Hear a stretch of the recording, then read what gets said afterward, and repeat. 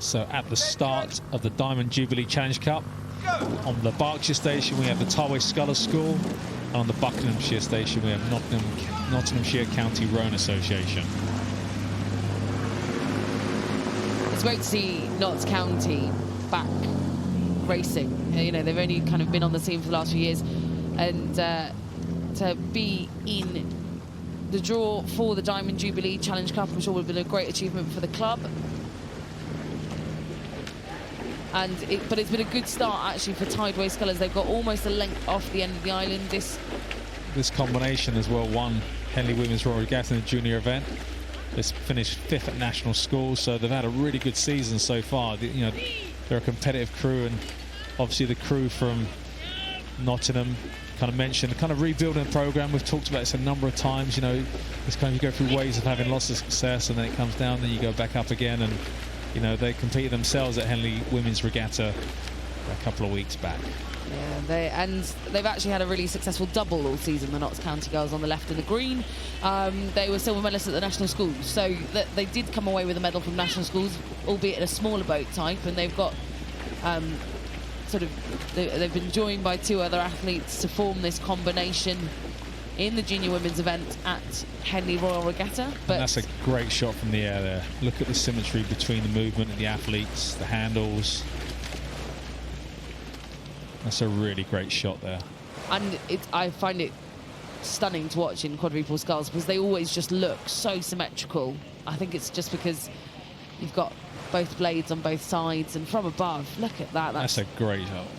That's the sort of images I love seeing from crews, when they're that in harmony together, moving together. Great aerial shot there. That Tideway Scullers School, who look very strong at the moment. They do look very strong at the moment. They've put a couple of lengths into Nottinghamshire County Rowing Association.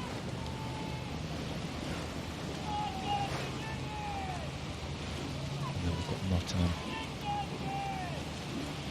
behind the Tideway Scullers School. Just that experience over the Henley track. I love using the word track. It does feel a bit more like a track because it's side by side, intense and side by side.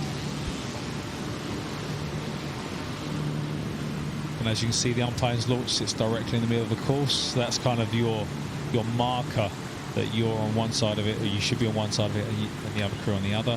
See the Nottingham crews kind of in the middle of the river there. And that's the thing, if you keep looking, sometimes you get drawn to the other crew.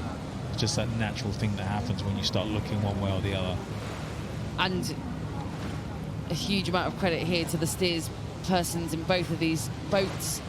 In the quadruple sculls, there's a steering footplate because there's no cocks in these crews, so one of the crew will be steering them using just a small movement of their ankle. And I always find it's really interesting that when you look at a lot of junior crews, they always do it from the bow seat. Is that just a comfort thing, or? I think it is a comfort thing, and I think a lot of juniors row at clubs where on rivers, and when rivers are twisting and turning, I think it's useful to have the bow person who can look over their shoulder. They're closest to whatever they might hit, or you know, any obstacles. I like the word obstacles rather than hit. Well, yeah, whatever they're going to hit.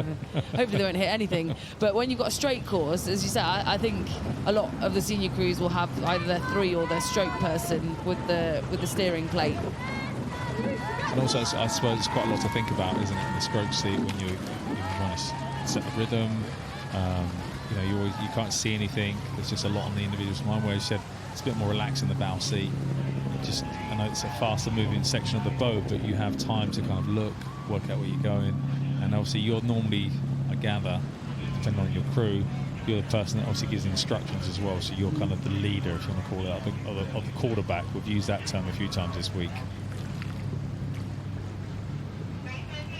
This has been held at this distance for the entirety of this course.